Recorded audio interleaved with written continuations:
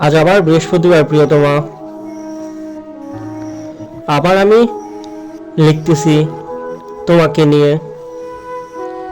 জানি আমার এই এলোমেলো লেখা কখনোই তোমার কাছে যায় না, তবুও লিখি। কারণ না লিখলে বুকের ভেতরটা কেমন জানি থমকে থাকে।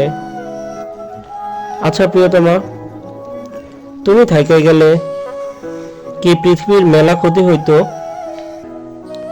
তুমি থাইকে গেলে কি এই দুনিয়ার ঝড় ঝাপটা বন্ধ হয়ে যাইতো? তুমি থাকলে কার ক্ষতি হইতো?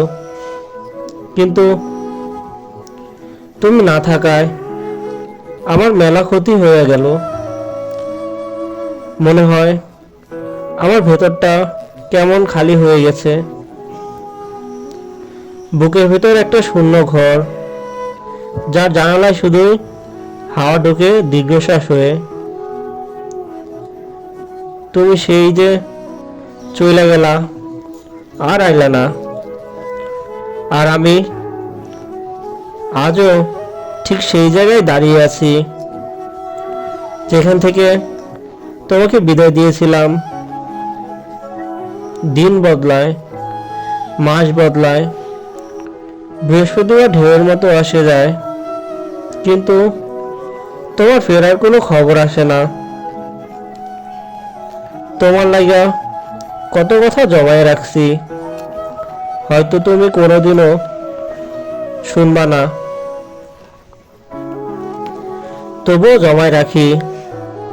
কথা জমলে বুক হালকা হয়, কিন্তু তুমি না থাকলে সেই হালকা হওয়াটাও ভারী হয়ে ফিরে আসে। প্রিয়তমা, আবার একটা শীত চলে আসছে। তোমার লগে এক কাপ চা খাওয়া হইল না, শীত গায়ে লাগছে। তোমার লগে কুয়াশায় ভিজা ভরে হাঁটা হইল না,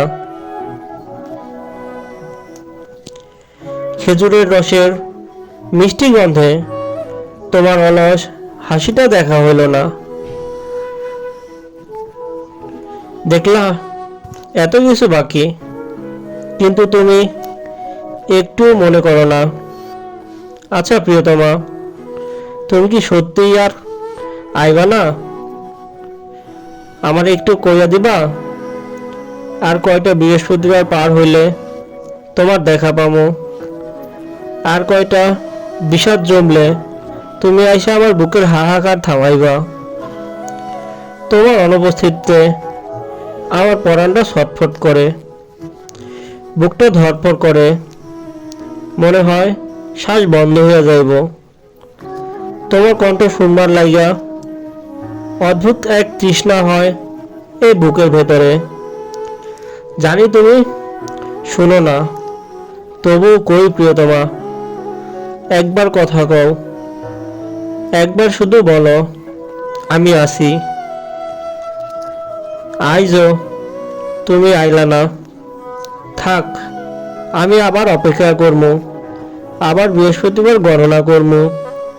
হয়তো পরের বৃহস্পতিবার তুমি সত্যিই আইবা, কোনো এক বৃহস্পতিবার তুমি সত্যিই আমার কাছে ফিরে আইবা।